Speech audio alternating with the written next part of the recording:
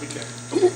Before we get to the cost, if you guys realize, if they do have the effort teaching your kids as they did to put this together, they're all going to play in college, that's for sure.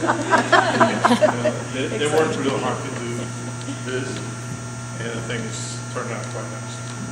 As far as cost is pretty much based on 10 players. I think somewhere in the handout, there's somewhere of a breakdown how the cost goes. We set the cost based on what we think is the right pricing for this program.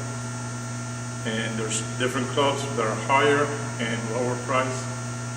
We are where we are, and I think it's an extremely fair pricing. If anybody needs to deviate from this payment, we can definitely figure something out. If you want to take longer to pay more frequently, that's fine. But as the program shows, that is what we need to put forth to be able to put this program together properly. They also include all your hotels for the overnight tournaments. For the players, correct? For the players, not No, parents. for everybody. It's for the players. For the players and the coaches. And this is the coach. All right. Each tournament will have 4 children to a room. There will be curfews. At some time they have to go in the room. The room gets closed and they're not allowed to come out. All right, until the next morning. We will make extreme effort to making sure every single child is in good hands. We're not going to lose anybody. We've never lost anybody.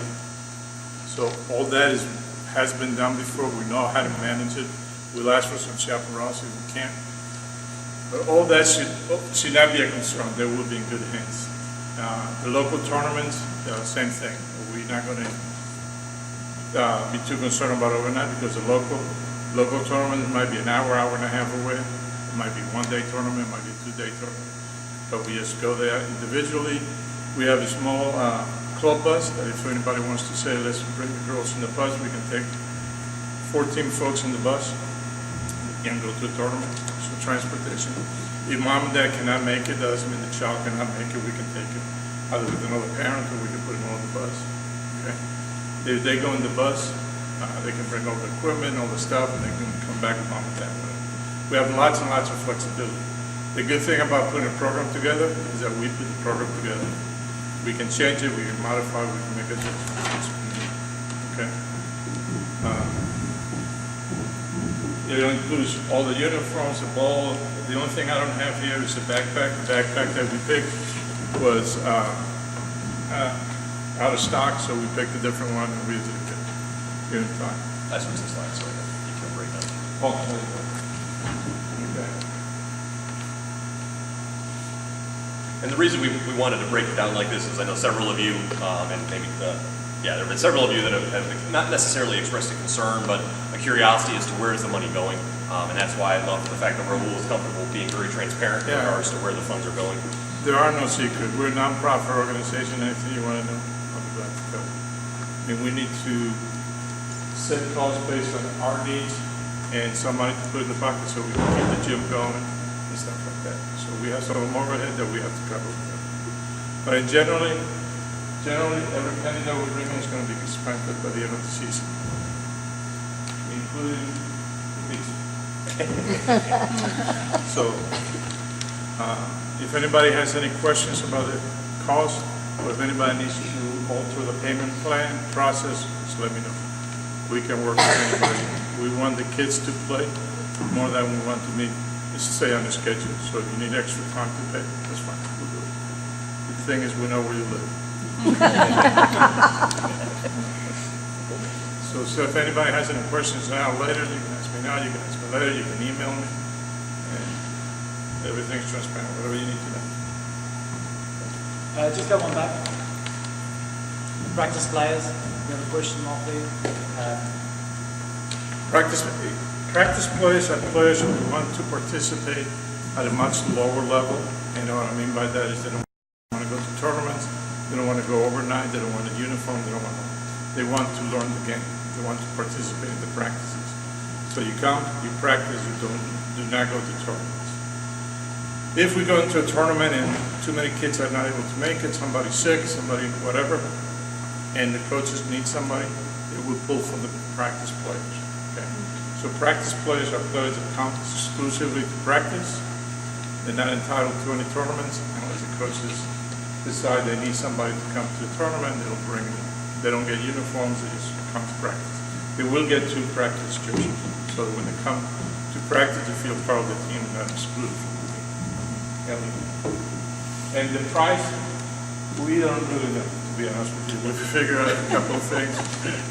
And as the coach has said, and I follow Kaya's point of view, the interest is to have players play, not to collect money from the players. So I think that price is going to be fairly reasonable. You know, a couple of $100 probably to $300. We want to attract players to the game more than anything else. So, anything else? Good. Again, my email is directly. You can email me any questions. I have thick skin, so you can ask anything. After 20 years of doing this, I can go to her thick skin. And a super basic question. So there's 10 players, 6 players on the that are the active players, right? And then different from the rest where you're rotating. How does that part work with this team? Because I'm only familiar with what. Once you get to competitive, Yeah, once you get to competitive, someone mentioned you don't rotate on. Oh, okay. Would that Still all be be in the same as you do during the rest of the year. No. How's that part going to be handled, I guess? You talk about volleyball rotation? Yes. So the travel is going to be a big step up from rotation. Okay, we're going to teach them all the right steps. Okay, they're going to learn about rotations. We are going to play rotations. There's a couple of rotation options that you have. We're not going to start with the very complicated. The game is not that fast. Okay, but we will start with rotations. There's a 4-2 and a 6-2, which we're not going to go into detail. Rotation is a very confusing thing. We're not going to go into detail with you here. We're not. It's very confusing, right? But we will teach the kids because the rotation is there so for a very good reason. When the game gets fast, you need to minimize the holes in the court. Right? There should be no gaps. It's a big court. You have 6 players. When the game gets fast, you don't have time to move like this. There's no 2 steps in the game, especially when the other team is attacking. And that's what the rotation is all about, is every individual has got a very specific role in the rotation. And if he plays out of rotation, I talked about those games. Everybody can hit hard. Everybody can pass good. Everybody can serve good at the top level, right? But a good individual player is going to anticipate and see that another player is out of rotation. He's going to capitalize. I was one of that players because I was short, right? I had a hard attack, but I had moves when the guys were blocking me in front of me, although I can jump high. So I had to adapt myself in the game and capitalize on observing what the other players are doing, right? And then basically if they are out of rotation, or they're too late for a block or whatever, they can lose the point. And so we're going to do the rotation, but it's not going to be the 6-1 and the 5-1, because you really only need that when the game gets really fast. So we will do the 4-2 and the 6-2, and that's a little bit more basic. But they're going to do it. the club policy is the following. The coaches are handling the team. Each game, each tournament is going to be different. It is their responsibility to manage the players in and out the best way possible. So one game you might get a lot of playing time, the next game, that is why they get here, that's when they get the big bucks. Yeah. So that is their responsibility. They have to make sure that it's not simply winning the game, but enhancing everybody's participation. Make sure everybody, as they all said in the previous presentation, there has to be a fun factor, but there has to be a competitive factor as well. Yeah, because I know I coached with Brian on the travel team, and obviously I know the question of it. The best players will play, but we still get all the other players involved too. There's no guarantee playing time in travel, because we played a team last week, and I felt bad. The team, like the last 4 minutes of the game, there were all like 4 players out because they came and played. I'm like, those kids haven't played all games. Where I know with WYSC and what we've been doing in travel, we get everybody playing. So I'm pretty sure they'll get everybody. Yeah, and me personally, because we're starting off the program this year, we're starting with a young group of players. I personally would like to have everybody rotate because we do the 6-4. So just when you can explain this in Brazil, their youth league, they have a 6-1 sorry, a 6-2 rotation. The reason why, and it's up until they 6-6 rotation, sorry, up until the age 50, because they want to make sure that every player learns every position in the game, and only after that they specialize. And I've spoken to some of the parents, and I don't want to push any of these kids now to say that you're going to be outside hitter, or you're going to be a setter or a blocker, because it's too early. They need to learn every aspect of the game. So me personally would like for them to all rotate into the 4-2 and the 6-2, and I don't know what, and let them play all positions. Let them learn to be a setter. Let them learn to be an attacker and a blocker. Because they're too young. They can start specializing, when they're 2-3 years from now. I feel at this age, they must be rounded players. At the top level, if some of them want to be beach volleyball players, you must learn to play every position, right? Because in beach volleyball, there's 2 persons in the court. You need to do everything, right? You need to serve, pass, block, everything. So for me, I want all of them to play, and likely rotate all of them in, at this year to give everybody a chance in the tournaments and opportunities. I don't think. I think that was my question. Yeah. It was like figuring out that part. What you just said. I think that was my original question. Awesome. Not the first one. So if we want to be competitive, Are you going to teach them specific positions, or are you doing everything like that? Like that's what I was trying to envision. so they're all going to play. For this year, all going to play in all the positions. They're going to learn about all the positions, but they're going to rotate into those positions. Find an actual. Remember, the focus is we want to create good players. And to create a good player, we want to give them exposure to all parts of the game. Right? And if we want to be competitive, that's when we need to decide, okay, we need to put the 6 strongest players on, but I'm still going to say the same thing. On the day, somebody's going to have an off day or sick day and things like that. So for me, everybody in the team is important. When you play top level, there's no bad player. Right? Whoever is there on the side of the court, the reason why they get swapped out is because they have a bad day, not because they are bad players. Right?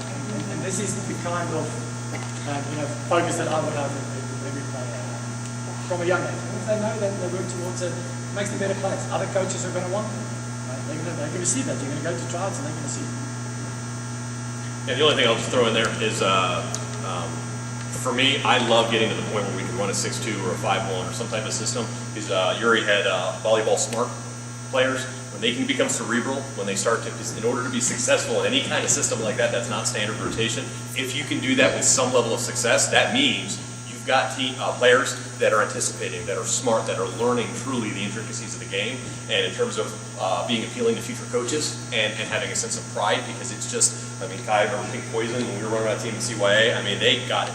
Run it, and no one else in our league was running a 6-2, and it's intimidating. And the kids get a sense of pride knowing that, and it's not perfect. And so that's all I'll say. And a lot of that depends on what we have to work with. So there have been 2 seasons that I've tried to get into the 6-2, challenge them, they want to do it.